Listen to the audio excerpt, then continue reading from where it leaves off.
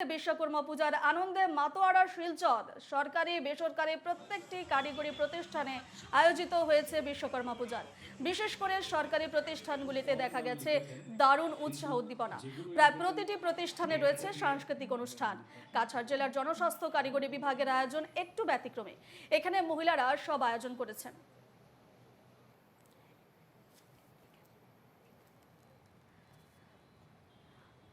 আমরা সরাসরি যাব আমাদের প্রতিনিধি পাপলু দাসের কাছে। পাপলু, বিশ্বকর্মা পূজার প্রথমে তোমাকে শুভেচ্ছা জানাচ্ছি এবং রাজ্যের বিভিন্ন প্রান্তের সঙ্গে কাছাড়েও কিন্তু যথেষ্ট উৎসাহ উদ্দীপনায় বিশ্বকর্মা পূজা পালিত হচ্ছে, বিভিন্ন অনুষ্ঠানের আয়োজন করা হয়েছে। তুমি কোথায় রয়েছো, সেখানে ঠিক কি ছবি এই মুহূর্তের? রূপা, তোমাকে দেখাবো আমি এই চত্বরের ছবি। তার আগে বলে নেই, গোটা শিলচর শহরে সহ কাছাড় জেলায় প্রচন্ড উৎসাহ উদ্দীপনা আমরা দেখতে পাচ্ছি। বিশ্বকর্মার পুজোর আয়োজন হচ্ছে বিভিন্ন জায়গায়। এই মুহূর্তেও সাংস্কৃতিক অনুষ্ঠান চলছে, পাশাপাশি সন্ধ্যাও সাংস্কৃতিক অনুষ্ঠান রয়েছে প্রায় প্রতিটি মণ্ডপে। বিশেষ করে যেসব কারিগরি প্রতিষ্ঠান রয়েছে, সরকারি হোক বা বেসরকারি হোক, বা যেসব কারিগরি দোকান রয়েছে, ব্যবসায়িক প্রতিষ্ঠান রয়েছে, সেগুলোতেও কিন্তু বিশ্বকর্মা পুজোর আয়োজন চলছে এবং গোটা শহরের মানুষ আজ বিশ্বকর্মা পুজোয় সামিল হয়েছেন। এবং আমি এই মুহূর্তে দাঁড়িয়ে রয়েছি জনস্বাস্থ্য কারিগরি বিভাগের সংমণ্ডল 1-এর যে কার্যালয় রয়েছে সেই কার্যালয়ে। এবং এখানের একটি বিশেষত্ব এবার আমরা চোখে পড়লো, এখানে ভীষণ সুন্দর করে সাজানো হয়েছে গোটা চত্বরটাকে। পাশাপাশি মহিলারা এই পুজোর আয়োজন করছেন। 56 বছর থেকে চলছে এই পুজো এবং এবছর মহিলারা এই পুজোর আয়োজন করছেন। এবং এই আয়োজনে কি কি হয়েছে সেটাও আমরা তাদের থেকে জানবো। এখানে জনস্বাস্থ্য কারিগরি বিভাগের সংমণ্ডল 1-এর এক্সিকিউটিভ ইঞ্জিনিয়ার সহ কমিটির কর্মকর্তারা। আমরা প্রথমে তাদের সঙ্গে কথা বলবো। দিদি, আপনার নাম? আমার নাম স্বপ্না ভট্টাচার্য।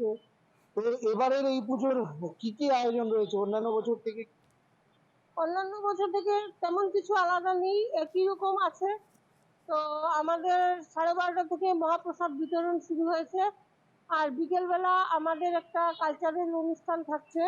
আমাদের একজন অ্যাসিস্ট্যান্ট ইঞ্জিনিয়ার, উনি রিসেন্টলি আমাদের ছেড়ে চলে গেছেন, তো তার স্মৃতিতে আমরা একটা কালচারাল প্রোগ্রাম রাখছি। এটা জাস্ট ঘরোয়া অনুষ্ঠান, আর কিছু না।